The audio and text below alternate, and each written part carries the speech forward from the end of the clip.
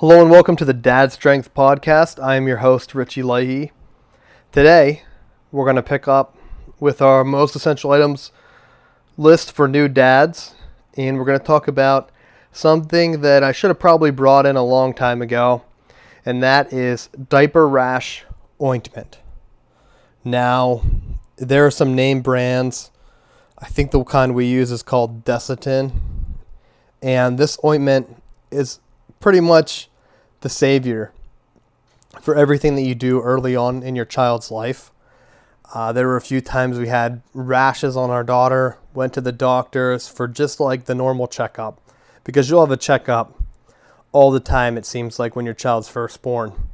You'll be going every week, every 2 weeks, or every month, and if it's something that's not that big, like a little rash, we'll just wait. When we go to the doctors, we'll show them. And most of the time it's just, hey, go ahead and just make sure you're putting diaper rash ointment on. I had a friend that was just caking it on their kid as a preventive measure. I mean, I'm sure that's not the best. You probably want your kid's skin to kind of just breathe out. But does it really matter if they're not having a rash? Because the rash really hurts, I would imagine. Just seeing some of them, I've seen some that go from very light to very extreme. And it has to be painful for your child to just have this dry, cracking skin. And it's something that can be prevented with just a little bit of, it's basically comes down to like a mineral cream. If you look, I'm going to go ahead and just look at the ingredient for the ones that we use. So there's really only one active ingredient, and ours is Desitin, which I'm not placing an ad or anything. This is just the one that we have in our thing. What I do, if I go to the store, you can get coupons for a lot of baby stuff, so we try to go with whatever's cheapest. If I pick up whatever the name brand is, I'll just compare the ingredients and make sure that it's close, or most of the time it's the same exact ingredient, and then you're getting the same thing. So there's really only one active ingredient in this. It is zinc oxide at 40%, and it's a skin protectant. So that extra zinc, which is a mineral, whatever form it is with oxygen, probably forms some type of compound bond. But this goes ahead and will clear up your child's skin. So it's not that harmful. Apparently, if it dries up and makes sure that everything's moisturized, I would go ahead and put it on. Not too much. Like I try to cover it, but I don't want it to be like our daughter had a wet diaper. So when I tried to put it on, I just make sure everything was covered. If there was red, I had definitely made sure that the red was covered. And I tried to do it not every diaper change, only whenever it was red. I didn't do it as a preventive measure. Like I said earlier, I did have some friends that did it as a preventive measure. I didn't see any harmful effects, or then at least they never told me that there were any. I didn't see a need to go ahead and do it for our daughter just to throw out like, okay, hey, here we go. I had to go ahead and keep throwing all this diaper rash on you, diaper rash cream. But it is something that will happen. One way to prevent it without the ointment is to make sure that you're just changing diapers as they get wet. Don't let them sit. Now, our first diapers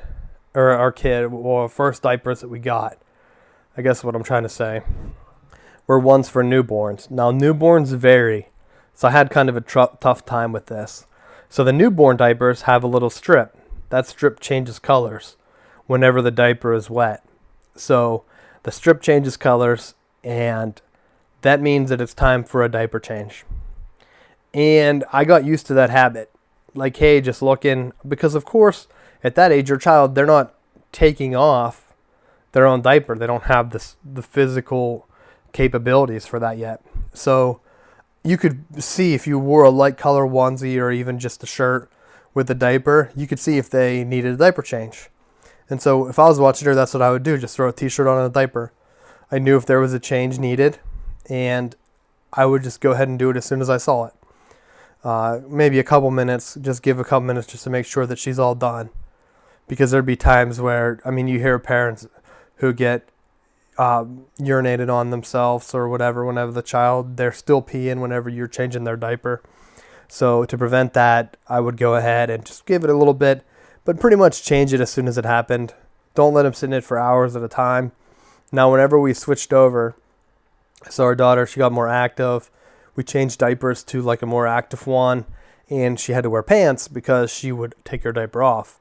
So when that happened, I kind of missed the visual cue, and it took me a while to because people would say you feel the diaper, you can feel if it's wet, just try to lift it up and see if it's squishy. Well, sometimes she wouldn't pee that much, and any amount of moisture in there is going to rub on their skin. And so that's one where it just took me a while to get used to, and then she did get a couple rashes later on. At first, we didn't have any, and just be aware that if there are rashes, they can get them whenever they're sick. If there's a fever, they might be coming with a rash. If it looks like the skin's cracking, you might want to call your doctor. I don't just go ahead and say, well, I listened to Richie talk about it on the podcast, and he said just put the cream on it. Yeah, that's if it's a light rash. So don't listen if you any questionable things. Don't just take what my experiences are here on the podcast. If you have any concerns, call your doctor. That's what they're there for. And like I said, we had already talked to ours whenever there was an appointment. We've never really called for one, but we have seen some bad rashes that might need 2 different types of cream.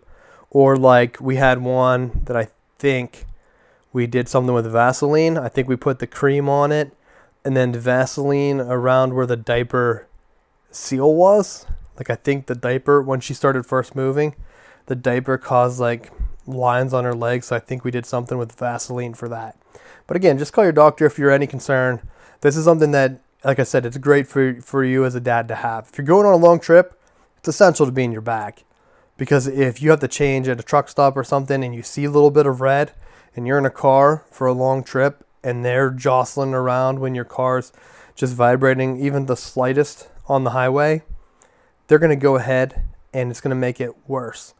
And then you'll have what I had. I had our daughter crying for 3 hours on a trip, and no one had. She started teething, which we'll bring in. I don't think I brought in teethers yet, but those are on the list. But no one had that same baby ibuprofen, Motrin, whatever it is that we were taking, that the doctor prescribed. So we were on this long road trip. Diaper rash, because it sometimes comes with the teeth breaking through, kind of like your body's going through changes, kind of like a baby puberty thing. Teeth are breaking through, there's a rash. So it was a whole big mess for us. But I would go ahead, recommend Diaper Rash ointment needs to be in your bag. If I'm looking through my list, I could probably cut some of these things out. But with diapers and Diaper Rash ointments and the wipes, those are 3 things that definitely need to be in your bag. So that's it for this week. Go to ranker.com, search for Dad Strength, or you can search for Richie Leahey. I also have a quarterbacks list that we're doing for Southbound Sports up there, so you can vote for that too. Greatest quarterbacks of all time. But we're going and ranking the items for Dad Strength. Most essential items for dads. You can vote each item up or down. And with that, we're trying to get just a definitive list of items for new parents. And using this podcast, just a little bit of hints, commentary for people who are just starting out, want something to listen to learn a little bit about parenting from a first-time dad. So that's what I'm trying to do. So go out there, vote to help other parents. I think you can leave comments, but I'm not sure off the top of my head. But if you can, go ahead and leave comments. Do whatever you need to do. Help others. Others learn from a community. We do have a good bit of listeners on this show. And so I want to make sure that anyone can get any use out of it. They can. So if you have any questions, please let me know. Follow me on Twitter. Feel free to send me a message. You can even DM me. I'm on Instagram. Not really too many parenting things on there, but I'm probably going to go ahead and try to get that mixed up a little bit more. I just had some photography stuff on first. But follow me on there. Rate the podcast on iTunes or whatever you listen through. Make sure you give us a review and tell your friends. And I'm your host, Richie Leahey. You can follow me on Twitter, like I said. And I will see you next week. Thanks for listening.